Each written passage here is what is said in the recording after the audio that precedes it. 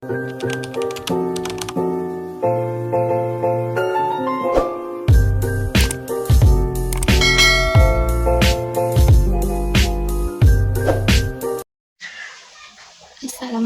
warahmatullahi wabarakatuh. Baiklah, di sini saya akan membawakan materi kita pada hari ini tentang peradaban Daulah Turki Utsmani. Nah, sebelum ke pembahasan, kita pasti ingin tahu bagaimana caranya, bagaimana sejarah peradaban dalam Daulah Turki Utsmani ini.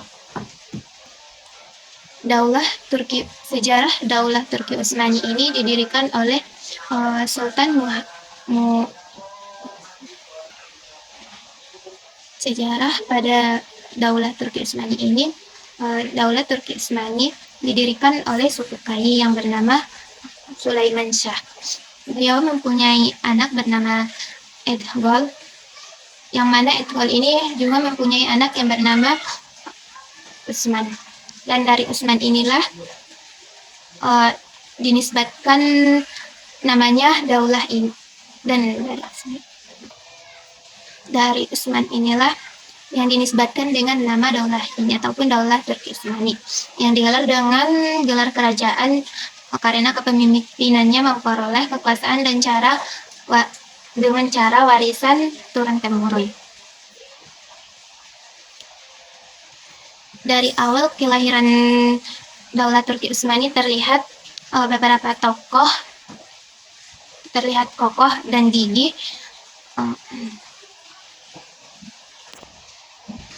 Dari kelahiran Daulah Utsmani terdapat adanya kegigihan ataupun kekokohan dalam mengemban dan mengenal wilayah kekuasaannya.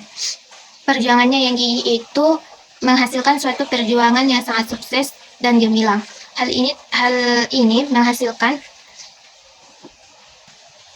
Hal tersebut dapat terwujud disebabkan oleh kepribadian para sultan yang tangguh, karena berwibawa, kemudian didukung oleh rakyatnya yang teliti, rakyatnya yang setia terhadap daulah tersebut, karena ditopang oleh sarana dan prasarana dalam melakukan dalam suatu perjuangannya.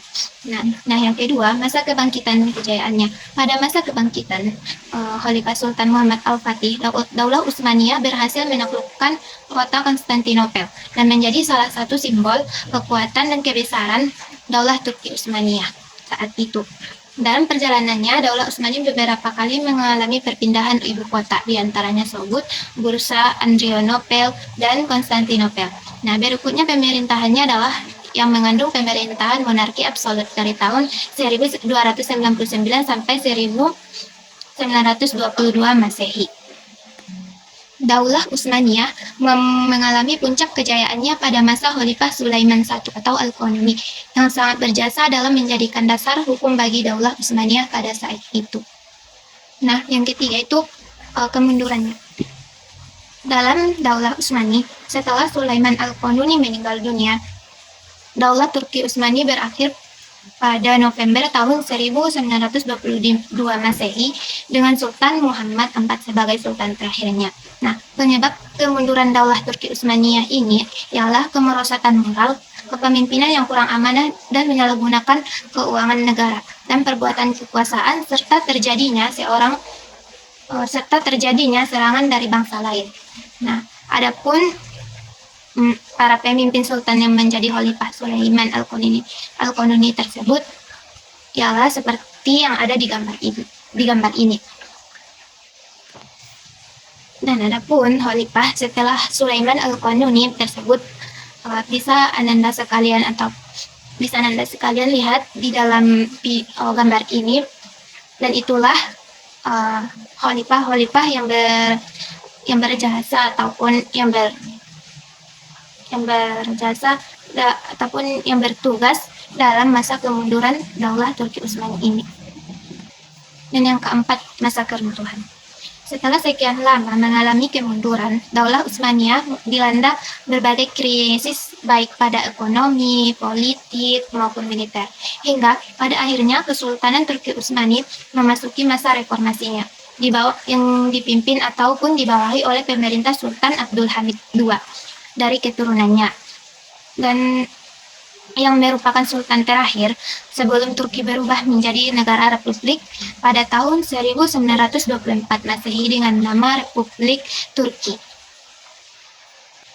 Dan dengan semua itu, Turki mendeklarasikan masa kejayaannya menjadi Republik Turki pada tanggal 29 Oktober 1923 Masehi. Dengan sistem kekhalifahan dibubarkan